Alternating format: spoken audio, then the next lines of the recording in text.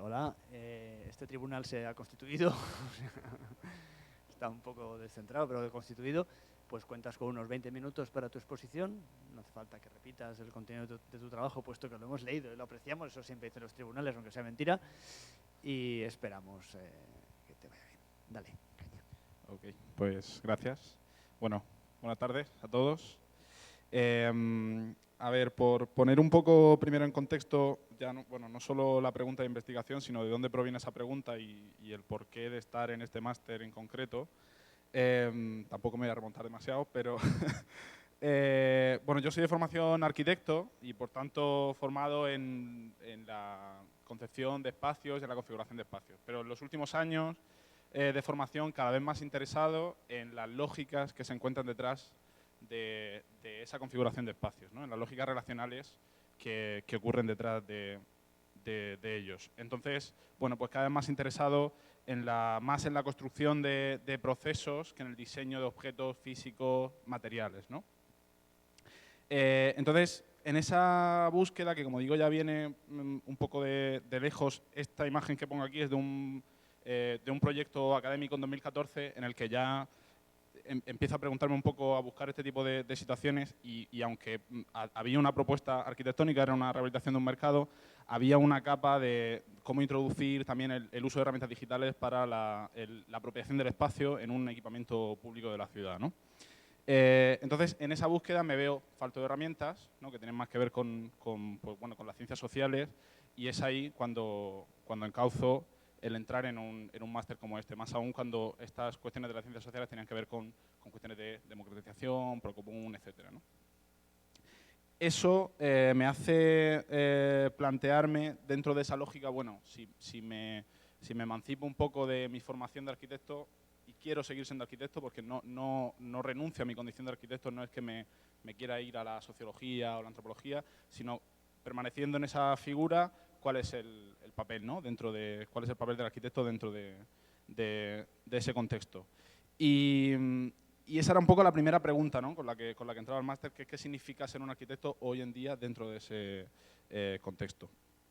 Intentando acotar un poco esa pregunta, que es muy amplia, identifico como 3 factores, que son finalmente los que acabo estudiando, que defino como factores de cambio en ese contexto actual y que entiendo que modifican de alguna forma esa relación con el espacio y que modifican, por tanto, el proceso de diseño arquitectónico y, por tanto, el rol del arquitecto, las capacidades, las habilidades que el arquitecto debe tener, ¿no? Uno de ellos era la propiedad, la vinculación de la propiedad con el espacio, cómo entendemos la apropiación del espacio y cómo eso afecta a cómo nos vinculamos con él y, por tanto, a cómo se diseña y, por tanto, a los usos que finalmente va a tener. Otro era la introducción de metodologías participativas y colaborativas en el diseño, también venido a más en los últimos años, dentro también de bueno, nuevos comunes urbanos en la ciudad, etcétera, y que también pone un poco, problematiza el rol del arquitecto. Y por otro lado, la cuestión de las herramientas digitales. También entendiendo que si mi interés estaba por lo relacional, hoy en día, en el espacio donde principalmente nos relacionamos, es en el espacio digital, no únicamente en el físico, ¿no? Incluso Echeverría habla de Telépolis, ¿no? De la ciudad digital y de Internet como espacio público, ¿no? La pregunta de estudio finalmente se concreta a través del caso de estudio concreto, ¿no? El caso de estudio concreto, esa pregunta tan amplia que venía del rol del arquitecto, se termina concretando en este caso de estudio, que es un proceso de vivienda colaborativa que se inicia aquí, en Madrid, a finales de año, a finales de 2016. De una cooperativa de vivienda que ya llevaba, ahora hablaremos de ella, pero ya llevaba más de 10 años de recorrido, que finalmente adquiere un solar en el que construir su edificio y que inicia el proceso que ahora declararemos, ¿no? Y finalmente esa pregunta se concreta y esos 3 ejes de estudio se concretan no tanto en el rol del arquitecto como en qué significa diseñar un edificio hoy. Es decir, en ver de qué forma esas 3 cuestiones que además se veían implícitas en el caso de estudio concreto, por un lado la propiedad, la vivienda colaborativa parte de una propiedad híbrida entre lo privado, entre la compra y el alquiler, ¿no? Es el derecho de uso y se basa pues en eso, en el que tú adquieres un derecho de uso sobre el espacio, pero el espacio no es tuyo propiamente, ¿vale? Entonces, eso, la cooperativa es la dueña de todo el edificio y tú, como parte de la cooperativa, tienes un derecho de uso sobre tu vivienda, pero tu vivienda no es tuya, no la puedes vender, etcétera, etcétera, ¿no? Entonces, esa cuestión de la propiedad se veía ahí. El uso de herramientas de metodologías participativas también se veía implícita por la metodología que se usa de diseño para este proceso en concreto. Hay un fuerte vínculo con la participación, tanto por parte del estudio de arquitectura que coordina el proceso de diseño, como por parte de la cooperativa, de formar parte en todo el diseño. Y por otra parte también el tema de herramientas digitales también se veía implícito en el caso de estudio. Introducen en el inicio del proceso nuevas herramientas digitales de comunicación entre el arquitecto y los usuarios, habitantes del espacio, ¿no? La metodología de ese caso de estudio, lo primero, acoto el periodo de investigación. El proceso de diseño de un proyecto arquitectónico bueno, lleva desde el inicio hasta el proyecto básico, que sería la conformación ya de ideas concretas sobre la configuración del espacio. Después vendría el proyecto de ejecución, que ya es el paso previo a la construcción, y por último la construcción, ¿no? Bueno, pues yo acoto en ese periodo entre la compra del solar que se produce a final de año, 2016, y el finalizar con el consenso de un proyecto básico en abril de 2017.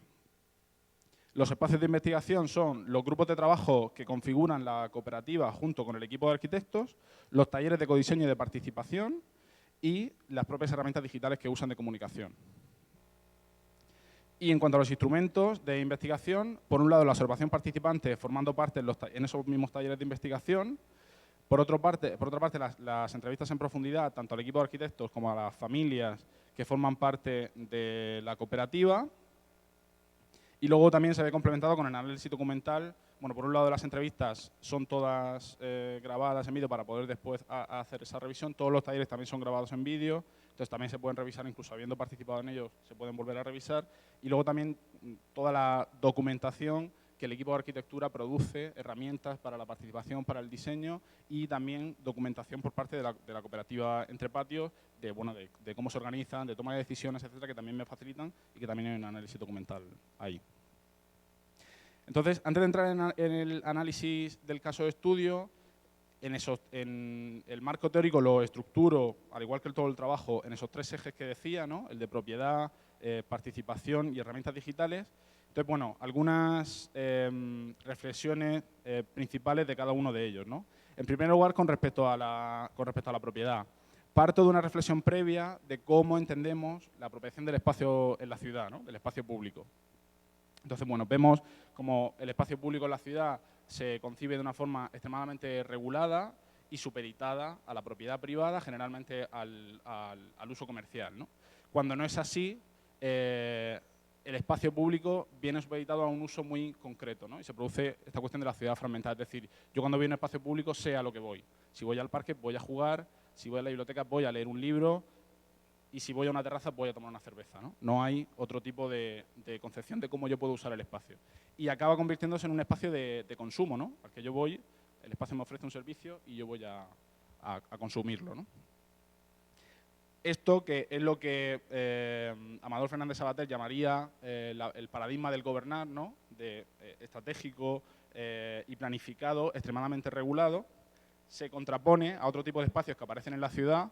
Aquí pongo la imagen del Campo de la Cebada, es uno de ellos, ¿no? Un espacio público que se contrapone a esta lógica y que frente al paradigma del gobernar estaría el paradigma del habitar, ¿no? Que ya no es planificado y estratégico, sino que es táctico y experimental.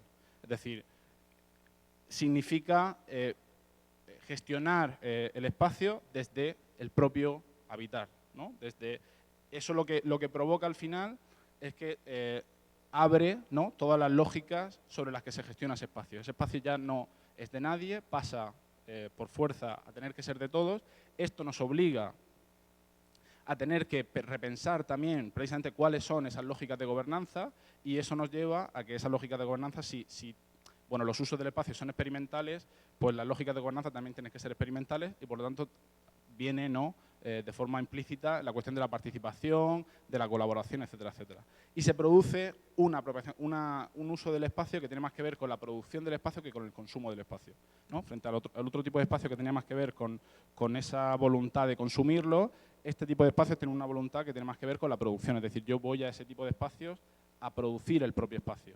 Esto nos lleva también, en contraposición, si antes decíamos que el espacio público en la ciudad suele tener una categoría, un uso muy marcado, este tipo de espacios suele ocurrir que es muy difícil definir para qué sirven o para qué son, pero va en su propia naturaleza, ¿no? Si es un espacio experimental, cambiante, etcétera, pues por fuerza es muy difícil, ¿no?, marcarlo, encajetarlo y encorsetarlo. Decíamos que viene implícito la cuestión de la participación y entonces viene esta cuestión de nuevo de la disciplina del arquitecto, del rol del arquitecto. En ese tipo de nuevos comunes urbanos, en esos nuevos espacios urbanos en los que están el uso, el diseño está abierto a la experimentación, en el que la gobernanza del espacio está abierta a la experimentación, ¿cuál es el rol del que hasta ahora ha sido la figura, ¿no?, de configuración de la ciudad? La figura del arquitecto hoy en día vemos cómo viene heredada de una figura del arquitecto que parte del movimiento moderno a principios del siglo XX, ¿no? Cuando surge el movimiento moderno, la figura del arquitecto, bueno, surge una figura del arquitecto que ya no, bueno, se dice a sí misma que no, ya no responde al poder eclesiástico o al poder económico, sino que debe responder única y exclusivamente a las necesidades funcionales del individuo moderno. Se centra entonces en la vivienda y surge, bueno, Le Corbusier, que es la principal figura, ¿no?, del movimiento moderno, habla de este tipo de arquitectura, de este tipo de vivienda que responde a las necesidades funcionales del individuo moderno, la máquina de habitar. Y se posiciona así una figura del arquitecto únicamente como ejecutor de la técnica. Es decir, el arquitecto es el que configura, el que da respuesta a esas necesidades funcionales y genera un producto cerrado para responder a esas necesidades del individuo. Es un habitar totalmente distinto al que hablaba, ¿no?, experimental, al que hablaba Amador Fernández Sabater. Y estas imágenes son paradigmáticas en ese sentido porque son diferentes proyectos de vivienda del movimiento moderno que se fotografiaban con coches de época. Esto viene por esa vinculación con el poder de la industria, ¿no?, con lo que decimos de la técnica y de la industria, y de hecho Le Corbusier lo que decía es que la arquitectura debería seguir, en aquel momento lo que decía es que la arquitectura debía seguir el camino de la industrialización y generar arquitectura en serie y viviendas en serie, ¿no? Esta figura además del arquitecto como ejecutor de la técnica, sin preguntarse en ningún momento ni para qué, ni para quién, ni por qué a quién da respuesta a esa técnica, como decía, es algo que se hereda hoy en día y de hecho hoy vemos cómo ante el problema, por ejemplo, un problema muy actual de vivienda mínima, el arquitecto sigue buscando lógicas y soluciones que tienen que ver con la técnica, es decir, busca cómo generar la vivienda mínima, cómo ser capaz de generar un espacio mínimo funcional o incluso en ese espacio mínimo funcional, cómo inventarse artilugios flexibles, movibles, para conseguir que esa vivienda sea funcional, sin preguntarse a quién da respuesta a eso. Eso al final no acaba facilitando el acceso a la vivienda de quien pretendemos, sino que acaba facilitando precisamente el lado contrario, ¿no? Quién produce la vivienda, quién tiene el acceso al suelo y quién tiene la propiedad del suelo, lo único que facilita es el proceso de producción de la vivienda, pero en ningún caso el acceso a la vivienda, ¿no? Y por último, el del espacio digital y la arquitectura. Que como decía, hay parte de esta reflexión de entender que hoy también nos relacionamos en el espacio digital y que debe considerarse como tal, casi como si fuera un espacio público más, ¿no? Si decíamos antes que el espacio público no cumple esas funciones, ¿no? El espacio público actual que decíamos de consumo no cumple esas funciones.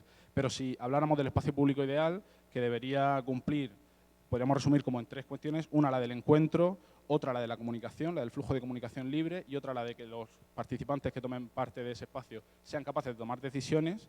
Vemos cómo eso en el espacio público no se da y en el espacio digital, con todos los matices que eso puede tener, parece que, de hecho, este diagnóstico del espacio público de consumo fragmentado parte de los últimos años, cuando comienzan a darse otro tipo de comportamientos en el espacio digital, ¿no?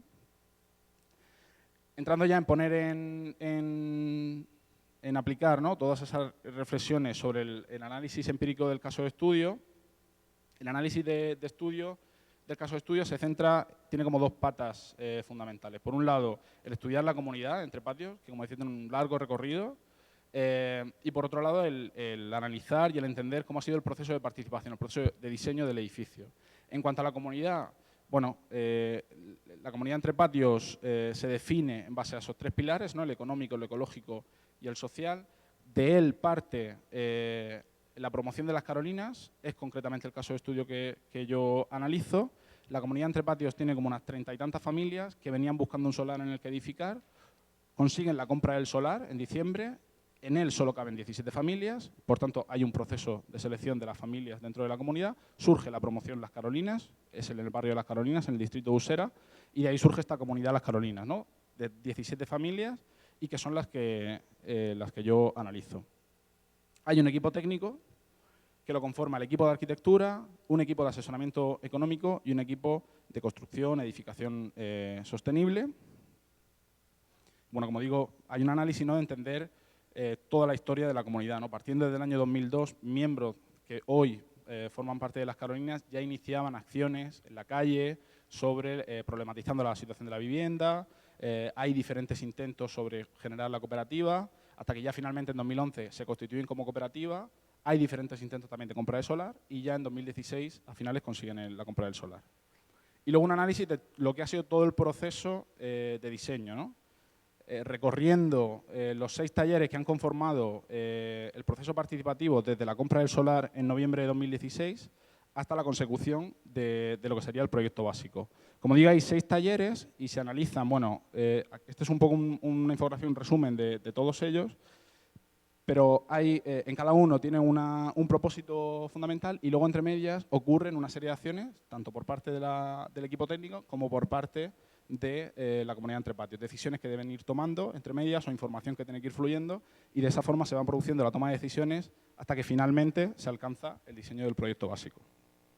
Estas son algunas imágenes de esos talleres y de cómo van tomando esas decisiones, partiendo de unos primeros talleres en los que se analizan dónde se van a producir esos usos comunes en la edificación, en dibujos muy esquemáticos, incluso kit de diseño de la vivienda que el equipo de arquitectura facilita a las familias, con los que el equipo de arquitectura es capaz de generar un patrón común sobre cómo serán esas viviendas. Se empiezan a generar los primeros encajes, se empiezan a generar los primeros bocetos, surgen ya las primeras planimetrías más o menos estructuradas y finalmente se llega al diseño del proyecto básico. Entonces, la planimetría del proyecto básico y una imagen como general de ese diseño final. Bien, en base a todo eso hay como puntos conflictivos o bueno, de encaje-desencaje entre esas reflexiones que había previamente sobre esos 3 ejes y todo lo que tiene que ver con el caso de estudio. Sobre la propiedad y el derecho de uso. Como decía, la cooperativa entre patios y este caso de Las Carolinas se basa, y el modelo de vivienda colaborativa se basa en el derecho de uso, ¿no?, como una de las piezas fundamentales.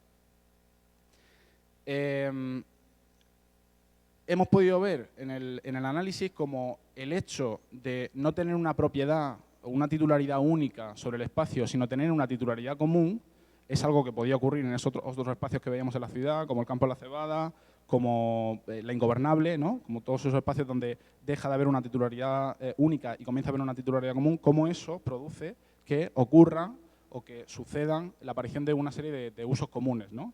Se empiezan a preguntar, ¿queremos una lavandería? ¿No la queremos? ¿Queremos una sala de juegos? ¿Una biblioteca? Etcétera, etcétera. Pero, sin embargo, en el fondo, más allá de que sea la herramienta, ¿no?, legal de la propiedad la que produce eso, hay un análisis que ha ido ocurriendo durante la investigación, que es la importancia de la comunidad. Es decir, la comunidad, como digo, tiene un recorrido muy largo y en el fondo el hecho de que ocurran esos usos comunes creo que finalmente tiene más que ver con esa generación de confianza en el grupo, mucho más que también, pero mucho más que con la herramienta legal en sí. Es decir, el hecho de que a nosotros, a la ciudadanía, le cueste generar usos comunes o usos de titularidad común no tiene tanto que ver con el miedo a perder mi titularidad única sobre el espacio, con el miedo a que yo no voy a tener una casa. No tiene tanto que ver con eso, aunque pensemos a priori que sí, con el asumir responsabilidades compartidas. Es decir, tiene más que ver con el, bueno, pensar, es que si la otra persona falla, yo tengo que apechugar por ella, ¿no? Por eso es muy importante esa parte de la comunidad de la confianza. En este caso, ese problema no existía, porque hay un recorrido muy, muy largo. Esa confianza ya está como muy afianzada. Y eso lo que resulta es que el hecho de tener que tomar ese tipo de decisiones, el tener incluso que renunciar a muchísimas cosas, viene supeditado al interés común, pero viene supeditado al interés común por esa confianza y por ese tejido social que hay en el grupo, ¿no? Sobre la participación en arquitectura.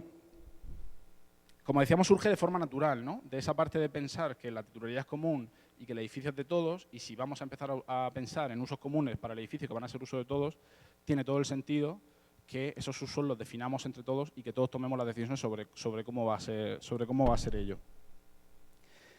Eso, que tiene que ver, como decíamos, con un proceso más experimental, pues hemos visto también cómo ha habido puntos de conflicto, ¿no? Durante el proceso. Cuando, pese a ser un proceso participativo, abierto, etcétera, sí que hay unos agentes determinados. Hay un equipo técnico, como decíamos, y hay una cooperativa que va a vivir allí, ¿no? Y en determinadas ocasiones esa cuestión experimental ha hecho que se difuminara, ¿no? Esos límites. No, había incluso declaraciones, ¿no? de algunos de la cooperativa que decían, bueno, hay veces que hemos jugado a ser arquitectos y no sabemos si eso ha sido muy eficiente, ¿no? Para el proceso. Pero en cualquier caso, aunque sea ineficiente, la conclusión final también es que esa cuestión de tomar la participación como una herramienta de toma de decisiones o de diseño en este caso, tiene más que ver con una decisión política, si se quiere. O sea, no se trata de que sea mejor, una herramienta mejor a la hora de diseñar un espacio. Incluso no tiene por qué asegurar que ese espacio vaya a ser mejor, porque depende para qué lo quieras y quién lo quiera, no hay qué tipo de relaciones quiera construir. Es simplemente una decisión, como cualquier otra, como puede ser el querer tener un edificio ecológico o no tenerlo. Y eso conlleva una serie de inputs, de condicionantes que modifican efectivamente el diseño, ¿no? El proceso de diseño del edificio. Y sobre el uso de herramientas digitales, ha habido también parte de conflicto. La conclusión que yo saco es por la necesidad que no se ha cumplido, ¿no? Que había de diseñarlas previamente. Y es un problema que suele ocurrir, ¿no? Con este tipo de herramientas, sobre todo cuando hablamos de comunicación.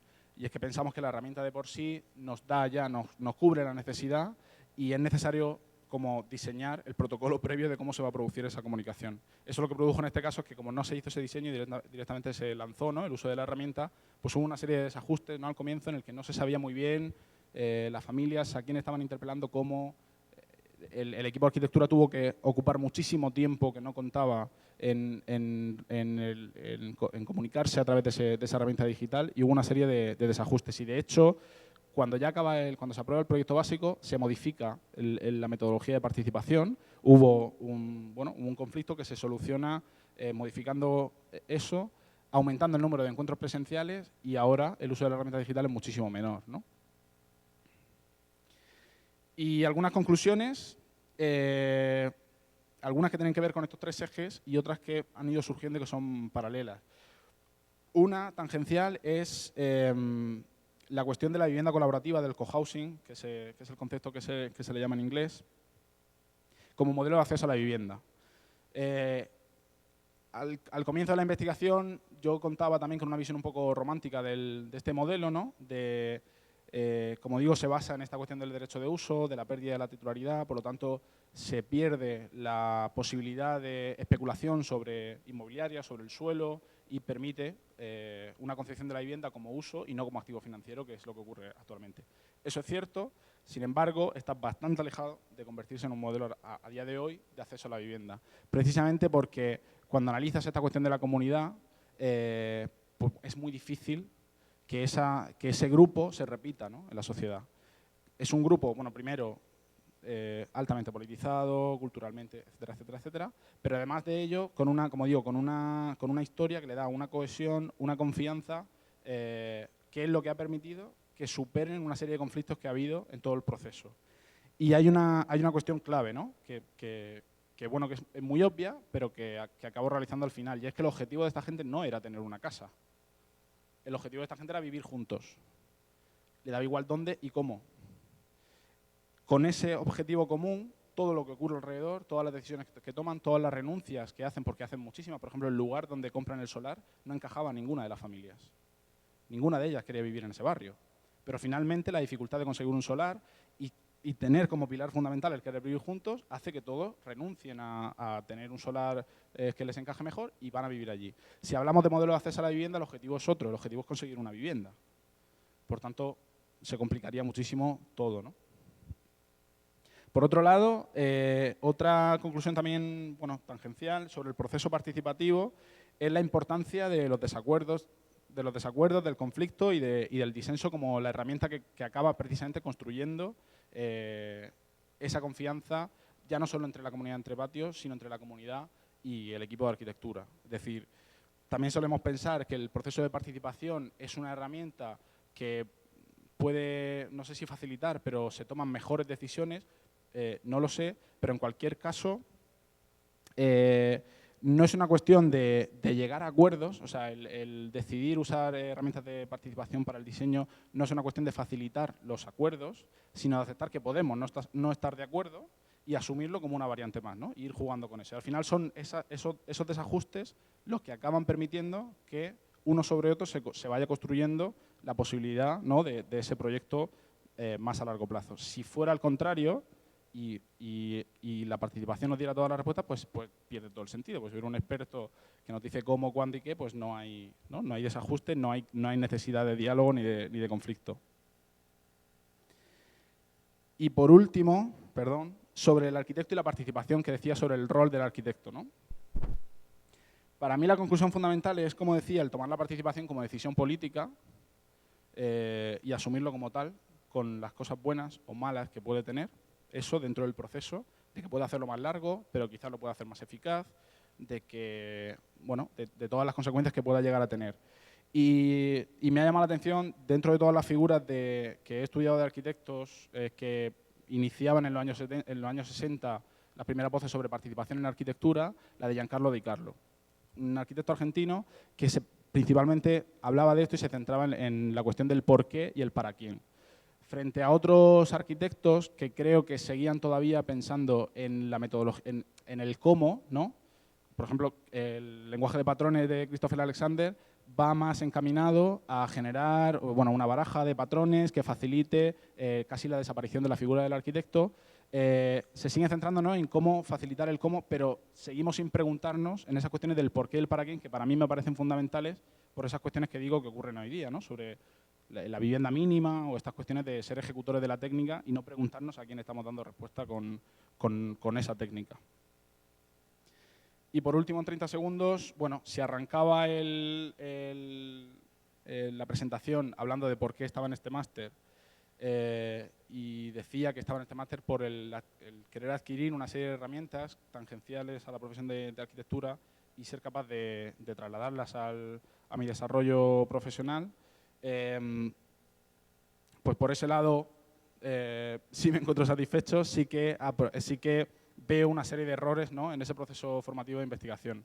Por un lado, la linealidad, ¿no?, del proceso de investigación, de continuar, ¿no?, con la cuestión del marco teórico, el análisis. El marco teórico, por ejemplo, la cuestión de la herramienta digital, cuando llegaba al final, incluso me preguntaba si eliminarla, ¿no?, porque veía que ante la cuestión de la comunidad y del proceso participativo perdía fuerza, ¿no? Si lo hubiera, ¿no?, entremezclado mucho más, hubiera sido como más viable.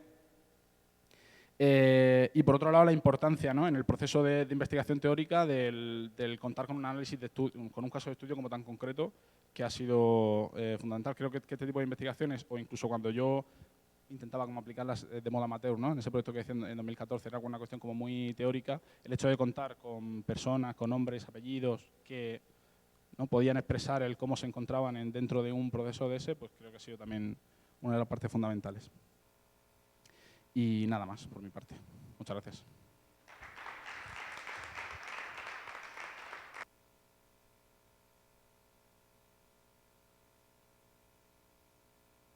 Bueno, pues me dice aquí el secretario que empiezo yo esta vez, así que empiezo yo esta vez. No hay problema. A mí tu TFM me ha sido muy iluminador porque yo estaba ahí como tú sabes, muy pillado con Alexander y tal, y fíjate la de años que llevo dándole vueltas y no me había dado cuenta de esto que tú señalas también, que el objeto al fin y al cabo, el final del proceso, pero también el principio del proceso es la construcción de comunidades. Entonces me he alejado de Alexander y me he acercado más a Hannah Arendt, que con Sonia hemos hablado varias veces, como en esa construcción de un común es donde radica el poder y donde radica la capacidad de hacer cosas y efectivamente pues, construir una casa es una manera de... Sí me gusta y me sigue interesando de Alexander su capacidad para vincularlo con prácticas premodernas. O sea, como en esos patrones, aunque él no habla de construcción de una comunidad específicamente, tienes razón, pero sí que están presentes precisamente pues, los ejemplos de colaboración en los pueblos para levantar los tejados o para generar algún tipo de usos, espacios, placitas o lo que fuere, ¿no? La iglesia en todos los pueblos, ¿no? En fin, hay serie de elementos ahí interesantes.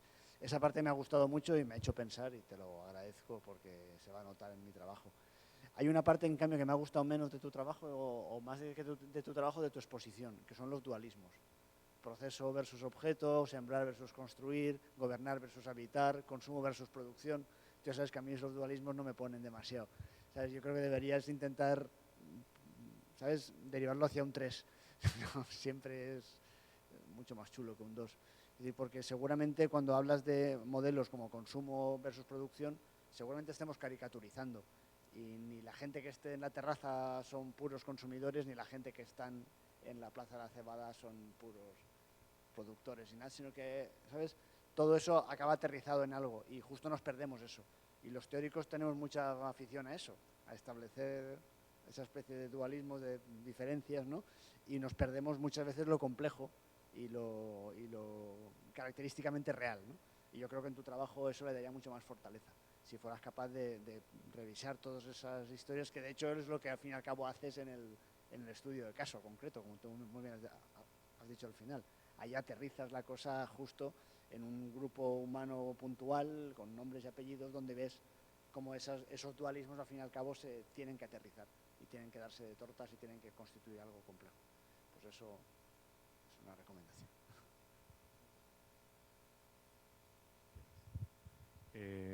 Bueno, Pascual, que muchas gracias. Yo sí le decía a Ana que un TFM que empezaba con un chiste de Mafalda no podía ir mal, pues uno que tenga muñecos de Lego, pues tampoco puede ir mal. Yo tenía apuntado que lo tuyo era una maravilla teórica. Yo no sé si todo el mundo aquí en la sala ha visto una maravilla, una obra de arte. Se ha visto tu TFM, que son 166 páginas llenos de, así como le he dicho a Ana, lo lamento ahora, ¿no? Lo de que le faltaba algún gráfico, lo tuyo es una explosión estética. O sea, es verdad que yo creo que hay que subrayar que visualmente es un producto poco académico en ese sentido, pero bueno, pues muy, muy visual y que entra muy bien por los ojos. Vamos, a mí me ha parecido una maravilla, una obra de arte. Yo no sé el tiempo que has dedicado a eso, quizá probablemente son tus destrezas formativas y profesionales, pero vamos, yo personalmente no he visto nunca ni un TFM ni una tesis doctoral así, ¿no?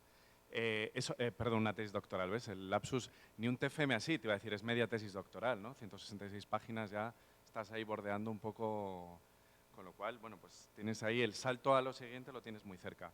Me parece que teóricamente está también muy bien trabajado, pues, con mucho Armstrong, Subirats, etcétera. Vamos, yo por ahí voy a pasar muy rápido porque no es lo que más me pone, como dice Jordi. Metodológicamente me parece súper completo. Yo creo que lo que tú haces es una especie de autoetnografía, lo llaman hoy en día así, ¿no? La cantidad de variables que utilizas para las entrevistas, la cantidad de entrevistas, de talleres, de procesos participativos que incorporas, analizar el OMIO, el mapeo urbano, los grupos de correo electrónico, el CivicWise. O sea, en términos metodológicos o de fuentes de datos, a mí me ha resultado abrumador. Me parece que, en términos de conclusión, tú lo que haces es abrir la caja negra de la vivienda o de la arquitectura. Es decir, frente al producto acabado tradicional, pues el diseño participado. Y que cambiar el modelo de vivienda no es cambiar solo la vivienda, es cambiarlo todo, ¿no? De hecho, yo te iba a decir que si lo publicas, que ya lo tienes maquetado, utilices de título una frase que te dicen en una entrevista que tienes en la página 126, que dicen, y tú lo has dicho antes aquí, no estoy solamente intentando tener una casa, esto es más que una casa, ¿no? Entonces tú lo que demuestras es que la vivienda pues, es un hecho social total, ¿no? Que dice Marcel Mauss. O sea, que dentro de un acontecimiento, un evento aparentemente singular y aislado, lo encuentras todo. O sea, el cambio en el modelo de vivienda te aparece todo, ¿no? Que lo tienes tú ahí puesto al final, todo. Sobre vivienda, fíjate, la única referencia que te recomiendo, porque sí que vengo de sociología, es un libro de Bourdieu, que muy poca gente le dedica tiempo y lectura, que es Las estructuras sociales de la economía, donde analiza la vivienda como objeto de consumo, en Francia, obviamente. Y es bastante interesante, ¿no? El simbolismo de la vivienda. Y bueno, por no enrollarme mucho, yo tenía apuntadas como, igual que Ana, 4 preguntas o unas pocas preguntas. La primera es lo que en metodología se llama la validez externa de tu estudio de caso, que es, tu estudio a mí me parece apasionante, pero claro, es un estudio de caso muy concreto. Tú dices que el cohousing viene de Dinamarca y Holanda, pero claro, tú te centras en España y en un barrio como Usera, y yo encuentro que de las 17 familias, aproximadamente el 75% tienen formación universitaria y el 90% están trabajando. O sea, el proyecto tiene un componente de clase media intelectualizada muy alto. Y eso produce unos resultados. Bueno, simplemente, incluso es un proyecto que al ser de los primeros en España, tú lo mencionas, tiene mucha atención mediática. O sea, que habéis salido, yo tengo aquí apuntado El País, el ABC, El Mundo, últimamente Diagonal, La Marea, o sea, sois un proyecto muy, muy visible. Entonces, bueno, pensar si hay otros proyectos que a lo mejor no tienen ese componente, como pregunta, ¿eh? Luego, pues mira, lo que te ha comentado Jordi de los tríos, ¿no? Que están muy bien los tríos en casi todo. Yo diría tu triple vertiente. Tenía apuntado primero doble vertiente, pero al escuchar a Jordi he puesto triple vertiente. Eres arquitecto, participante en el proyecto e investigador.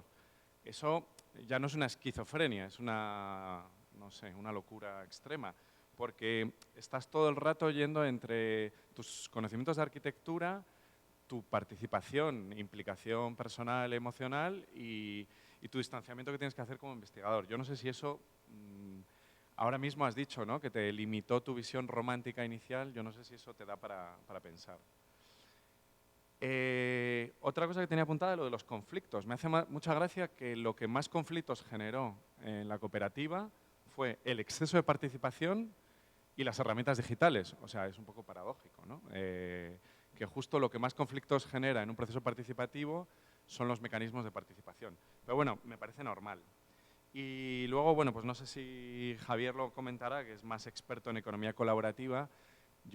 Si tiene sentido a lo mejor comparar el cohousing con otros proyectos de economía colaborativa, no sé si el car sharing o algunos otros, ¿no? Porque yo no sé si se puede abrir esta caja negra de la participación o compartirlo todo. No sé qué objetos entran en los procesos participativos y qué no, ¿no? Se puede compartir el uso o el usufructo de un coche, pero no el diseño, ¿no? Entonces, me parecía interesante que pudieras comparar con otros proyectos. Y nada, pues felicitarte. Yo te recomiendo publicarlo, que ya te digo, lo tienes maquetado, ¿no? Lo tienes como directo para darle al botón de print y que salga bonito. Y muchas gracias. Sí, bueno, yo coincido con Igor y con Jordi. El proyecto está muy bien hecho, está súper bien maquetado, eso impresiona mucho. Es como un monográfico de Entrepatios, que es lo que pretendía ser, ¿no? del proyecto de Entrepatios. El marco teórico está muy bien como para contextualizar. O sea, es como una introducción muy buena para generar un contexto a lo que explicas después, ¿no? Quizás no tiene esa característica que tienen otros proyectos, como que conectan más con un discurso más amplio, sino que simplemente contextualiza muy bien el proyecto de Entrepatios, ¿no? En ese sentido está bien enfocado. Y luego hay una cosa que no me queda muy clara, que es el tema de la cesión del suelo y la compra del solar, porque hay en ocasiones que dices compra del solar, en ocasiones dices cesión del suelo, luego al final problematizas sobre esta posibilidad del derecho de uso del suelo, ¿no? Cómo eso podría fomentar los comunes o quizás se podría malinterpretar y se podría enfocar hacia otro tipo de prácticas, que también me gusta esa problematización. Y luego hay un tema ahí que en todo este proyecto me llama mucho la atención, que es el tema de clase y el tema del capital cultural extraordinariamente elevado de esta comunidad, ¿no? Que realmente consiguen hacer esto tan extraordinario porque tienen ese capital cultural súper elevado. Y me surge la duda económica, ¿no? La duda de este proceso colaborativo, este proceso participativo de producción con el equipo de arquitectos, que está muy bien descrito y muy bien presentado en tu TFM, pero me surge la duda de esto qué coste añadido tiene, ¿no? ¿Tiene un coste añadido económico? ¿Tiene un coste añadido económico que se puede soportar por las capacidades de estas personas o porque consiguen algún tipo de ventaja especial o algo así? Y esto entronca con la posibilidad que este proyecto tendría de ser exportable. Si estamos hablando de un proyecto político, estamos hablando de que es un proyecto que se puede exportar, que puede afectar al conjunto de la sociedad, ¿no? Más allá de que esta comunidad pues, consiga tener un edificio fabuloso y una comunidad muy agradable en la que vivir, ¿no? Entonces estas son como las dudas que me quedan. A mí me queda la duda es porque has metido a Mies van der Rohe al principio de la exposición. Da igual, no tienes que contestar. Por ser uno de los arquitectos del movimiento moderno y aparecer en modo pregunta, ¿no? ¿Por qué el papel? Pero, bueno, muchas gracias. Y a ver, me centro un poco en este tema del elitismo y tal, que para mí también ha sido como una de las principales conclusiones. Y que entronca con esta cuestión del derecho de uso y el derecho de superficie sobre el solar y tal, para la replicabilidad de este modelo como modelo de acceso a la vivienda. El elitismo actual de este modelo es clarísimo, o sea, es clarísimo en esos datos de esta comunidad en concreta. Este es el segundo proyecto de cohousing que se va a materializar intergeneracional, porque sí que hay otros de senior cohousing que vienen a sustituir el modelo de residencia que sí que están en funcionamiento, pero que tienen otras cuestiones. Pero intergeneracional es el segundo, el primero está en Barcelona y está en construcción ahora. No tengo los datos de la comunidad de allí, pero me juego un pie a que tiene el mismo baremo. Entonces, eso es una realidad por la complejidad que tiene, pero también por todas las complejidades que tiene legislativas y normativas. Es decir, esta gente, para poder llevar a cabo un proyecto de cohousing, tienes que estar pegándote palos, ¿no? Y tener un conocimiento también sobre qué es lo que estás haciendo y luego, aparte, toda la cuestión esta de la fuerza de voluntad de la comunidad, del grupo, de la idea de vivir juntos, brutal, ¿no? Si esto se consiguiera materializar, el melón que habría que abrir es esa cuestión de la legislación y la normativa y que tiene que ver con la cuestión del derecho de superficie y el derecho de uso y que si se consiguiera no nos llevaría a un modelo de economía colaborativa, precisamente porque la naturaleza, o sea, y porque es algo no explicado, pero el derecho de superficie es la cesión del suelo público por parte del ayuntamiento a una cooperativa con un canon que la cooperativa paga por X años, ¿no? Un canon anual. Y yo te cedo el suelo 75 años. Esto es algo que se hace con los colegios concertados, por ejemplo, para que lo entendamos. Hoy día ya se hace con colegios concertados. No se hace con vivienda. Pero con otro tipo de suelos se está haciendo hoy día ya. Pues sería ese modelo. Eso, en otros países como Dinamarca, por ejemplo, está totalmente legislado y es fácilmente acceder a un suelo de esa forma. Y el derecho de uso es el mismo mecanismo, pero sobre el suelo de la vivienda. Es decir, la cooperativa adquiere la propiedad de toda la edificación y tú, como familia, pagas primero una entrada de acceso a la cooperativa y luego una mensualidad que fija la propia cooperativa a modo de alquiler, que es la que te da el derecho de uso de esa vivienda, pero tú la vivienda no la posees. Si en algún momento te vas de la cooperativa, recuperas la entrada inicial. Como funciona también una cooperativa en un colegio concertado, por ejemplo, ¿no? Si esto estuviera legislado, pues ya el nivel cultural politizado que debes tener para sobrepasar todo ese tipo de barreras ya lo rebajamos un poquito.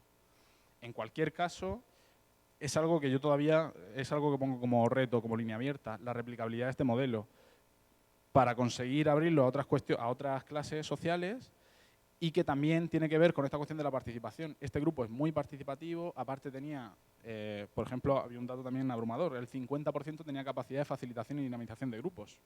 Entonces, pero es un reto sería el estudiar grados de participación. O sea, no todos los procesos de cohousing tienen por qué tener este grado de participación, ¿no?